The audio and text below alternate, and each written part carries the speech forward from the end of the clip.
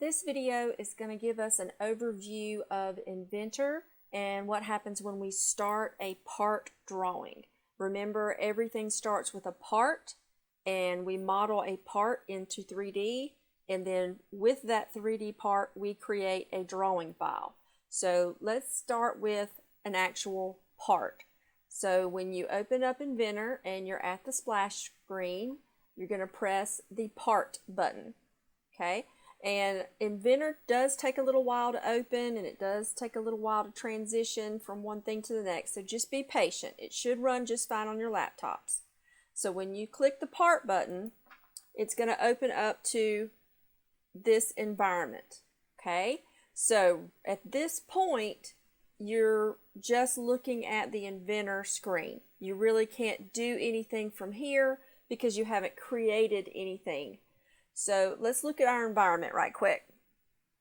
Across the top we have ribbons. They change as we do things. Along the side we have this browser, and if you accidentally get rid of this, I'm going to show you how to bring that back.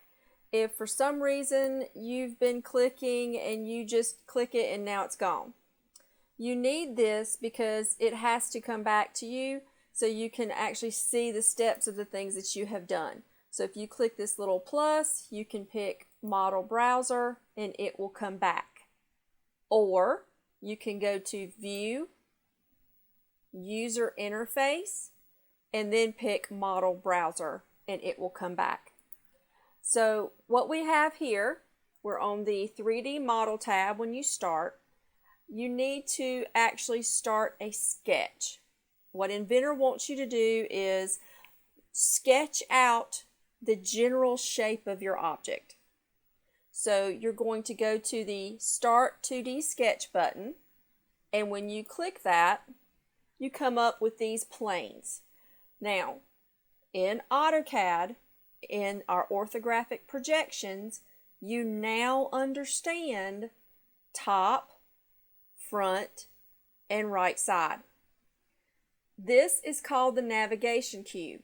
Notice it says top, front, and right. So this lets you see the different planes in which you can draw on and create a sketch. So you have to look at the part that you're going to do and think, is it going to be better if I start sketching this from the top or from the right hand side or from the front? So I will try to help you go through these and say, look, most of these are going to start on the front, but hey, let's do this one on the right side, or let's start this one on the top. So one of the things that you need to be aware of. So if I click the front plane, it's going to send me into sketch mode. Okay, this is sketch mode. My tools have changed. These all look familiar to you. Line, circle, rectangle. Here's my edit tools, move, trim. You know how to use these already. Notice it says front, and I'm right side up. Okay, now you can't do anything as far as creating this in 3D until you finish your sketch. So to get out of a sketch, we're going to hit Finish Sketch. Now the reason I did that is because I want to show you what happens when you click different planes. So I clicked 2D Sketch again, and now I'm back to the planes. So if I click the right side view, when I click, notice it turns and I'm facing right side up and I'm on the right side. I'm going to finish this sketch and go back to the planes again, because there is a little quirk in Inventor. If I click the top view, notice that the top view has flipped me over on my right side. So you may start drawing, and then when you finish the sketch and tilt this back to an isometric view, it may be in the totally different shape than you want. So you've got this cube that can move you around. So I would click your little arrow here, and let's flip ourselves back right side up. So just be aware that that is a little quirk in Inventor that you need to be aware of how it looks when you click the top plane to sketch. So I'm going to finish this out. So we're going to pretend we're right back at the beginning where we started. But I do want you to notice, look, over here, It created sketch 1, sketch 2, and sketch 3. Everything I do, it's going to keep track of it over on the side. Okay? I didn't use any of these sketches. I could just leave them alone, or I can right mouse click and I can delete the sketch. And it goes away. There wasn't anything in it anyway. So this may be something that you can do just to kind of clean up and make sure you don't have a whole list of sketches that you did not use. So now we're all back to the same spot. So when you open up Inventor and you're on your blank screen, you need to start a 2D sketch. So 9 times out of 10, you're going to start on the front view. So this is our front plane. So when I click that, it's going to send me into a sketch mode. Inventor software is a mechanical design software. So in mechanical design, everything is in decimals. And that's fine, but that means that the precision on this is really great. So when you draw a line or a circle, you may think that it's 5 inches long, but then when you measure it, it might be 0.25 inches long. So just be aware that you're zoomed really far in. So you've got a lot of precision to deal with Inventor. In sketch mode, here's our draw commands. We have to start with a sketch. So let's just play for a second, okay? So if I want to draw a line, I just do like I do in AutoCAD. You can start at your origin if you want to, but it's fine. You can start anywhere, and you can just draw a line. Now, notice that you have your dynamic input where you can actually see what you're doing. So there are 2 ways to actually draw an Inventor. In AutoCAD, we're used to making everything the right size as we draw it. In Inventor, you do not have to do that. But let's say I want this line to be 1 inch long. I can now type in 1 inch and hit enter. And there's my line. So I'm going to cancel out of this so I can start a new command so you can see what I'm going to do. So there's one line.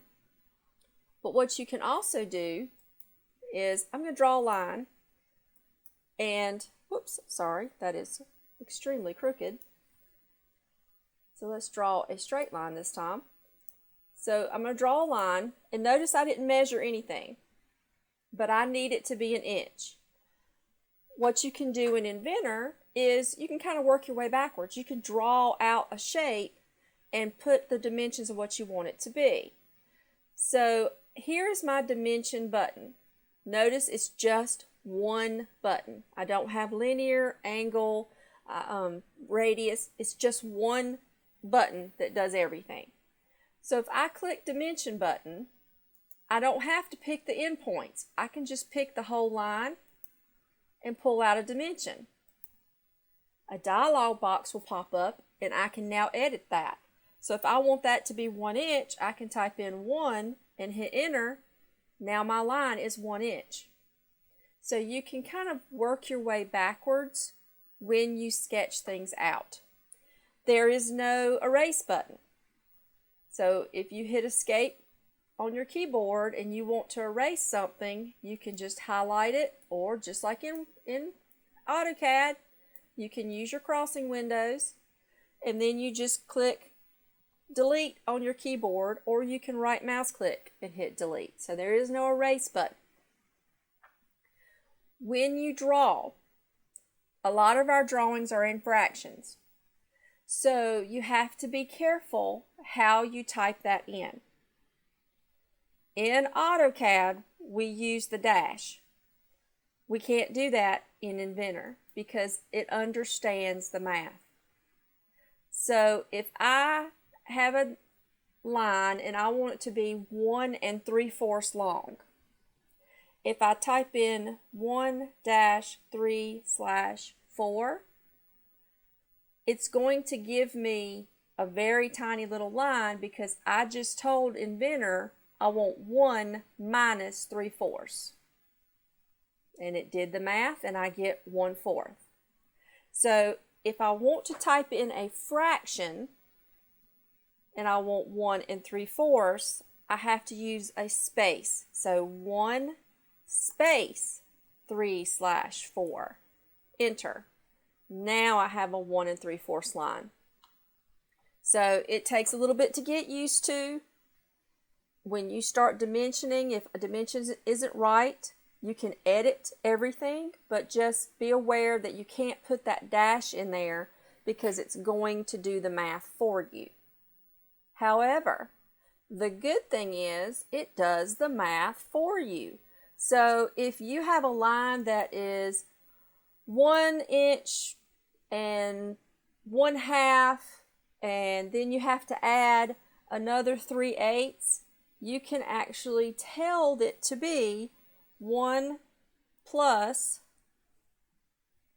1 space 3/8 plus 1/2. Enter. It did all the math for me. Okay, so it really helps you out in Inventor. I told you you would like it a little better because it does kind of it works a little backwards sometimes. You don't have to know how big everything is right off the bat. You can just make the shape and then create the sizes. So when I say that, if I'm drawing a part and I'm just making some lines here and I've made my shape, then I can come back with dimension and say, okay, well, this line needs to be 1 1/2. This line needs to be 1 inch. So notice it's all with dimension. I can just place things where I need them. Now, here's the thing. You have to be careful with Inventor. It doesn't really like if you tell it too much. That being said, it will give you an error. So I've told this I want this to be 1 3/4 and this to be a 1/2 inch. So if I pick the top line and the bottom line and pull out an overall dimension and try to place it, adding this dimension will over-constrain your sketch. This is going to happen to you a lot.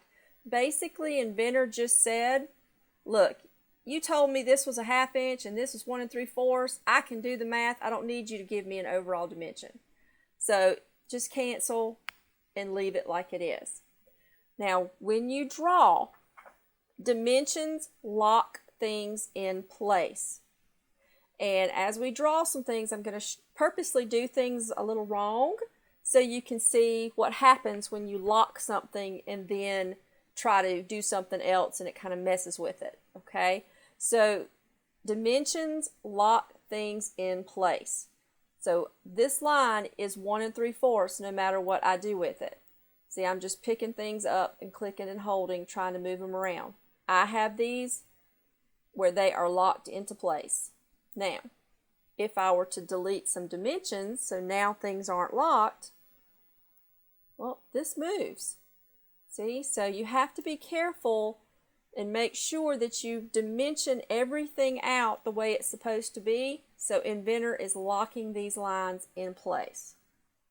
So think about what you do when you create a sketch. You can't draw the whole front view of something. That's not how Inventor works. You need to draw like the shape of the front view. And then you can either add some pieces to it or take some pieces away. So once you create a shape and put the dimensions on it, then you have to finish the sketch. So I've just made a crazy shape here, and that's fine. I'm going to click Finish Sketch. When you do that, see, it takes you into this tilted little isometric view. Here you have your navigation cube. So if I were to click on my cube to activate it, I can click and spin this around if I wanted to. But it's not 3D yet. See this little house? That's your home position. So if you click the little house, it's kind of like zoom extents in AutoCAD, zooming you out to your home position. So I have created a sketch of something. I've put some dimensions on there of what it should be. So now I want to make this a 3D object. So what I do, I need to extrude it. So when I click the extrude button, it's going to open up a dialog box. Now, this automatically highlighted my shape because this is the first thing I have done. So it automatically highlights it. It has to be completely closed in. If something isn't touching and you have a hole in it, it's not going to work. Okay? So if it gives you this first, you did just fine. Now, you have to look at this. It defaults to 1 inch. So if you want to change its size, remember to change the size. It defaults to 1 inch. And a lot of kids mess up because they forget to give the depth of the part. Let's look at the direction. Right now, the direction doesn't matter. Some people want it to go back away from the view. That's fine. So you can send it in either direction. So once you tell it the right depth and you want to put it in the direction you want it to be, and you tell this okay, you have a 3D part. So now you can use your navigation cube, click and hold, move your mouse, and now you can spin your part around. So we have just created this little funky shape. You can make whatever you want, and when you extrude it, you turn it into a 3D part. Where you create the actual parts is I'm either going to add to this or I'm going to take away. So by having this shape, to add to it or take away, I have to figure out, well, where do I want to add to it? Or where do I want to take away? Well, let's say I want to put a hole right here in the front. I would just click, and when I click on it, I get these buttons.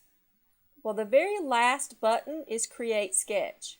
That is the same exact command as 2D Sketch here, okay? So you can either click this big button, or since it's right here where you need it, you can click the last button, and it's going to throw you right back into sketch mode and let you draw.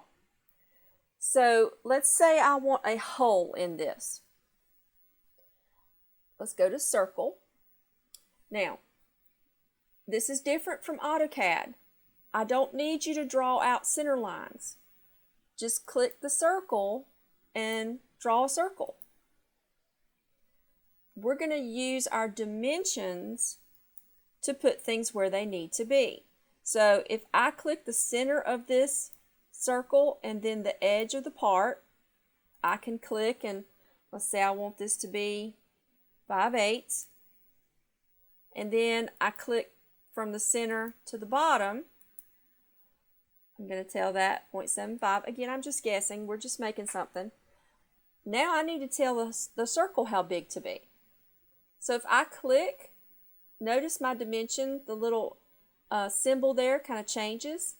If I click it, it's giving me a diameter dimension. Well, let's say my paper gave me a radius. Right mouse click, dimension type, radius. I don't have to try to do any math. There it is. So let's say this was a 3/8 radius circle. So if I just click, always check because it rounded it here, but look at all this there, okay? So if I want 3/8, enter. That gave me the size of the circle and the placement of where it was supposed to be. So I didn't have to go to line and draw a line, draw another line, and put them in the right position. I just drew the circle and used my dimension tools to put it where it needed to be. So if I click Finish Sketch, I've drawn a circle on that front face. Now I need to cut it out. Extrude. I'm going to extrude it again. Extrude is the button you'll use the most. when you click extrude, it highlighted it because it was the only thing on that face. But look, it's trying to add to the part. Well, I don't want to add to the part. I want to take it away. So at that point, you have to click one of your options here. Do you want to join to it, add to it, or do I want to cut it out? Well, I want to cut it. Look at that. It cut it through the part. Now, does this hole go all the way through? I can tell it a distance, which it's only 1 inch thick, so it would go all the way through. Or if I had a depth, I would type it there. But one of the things that you can do is open this up and you can pick the numbers that you picked before if you needed to, or you've got these icons here. If you hover over through all, to, or to next. So through all is one you're going to use a lot. So if the circle goes all the way through, just pick through all. You don't have to remember what the depth was. When you tell that okay, you now have a hole in your part. See? So we're going to go through some parts and we're going to make them together step by step. But I just kind of wanted you to see an overview of what Inventor can do. Okay? So we'll kind of learn more as we go.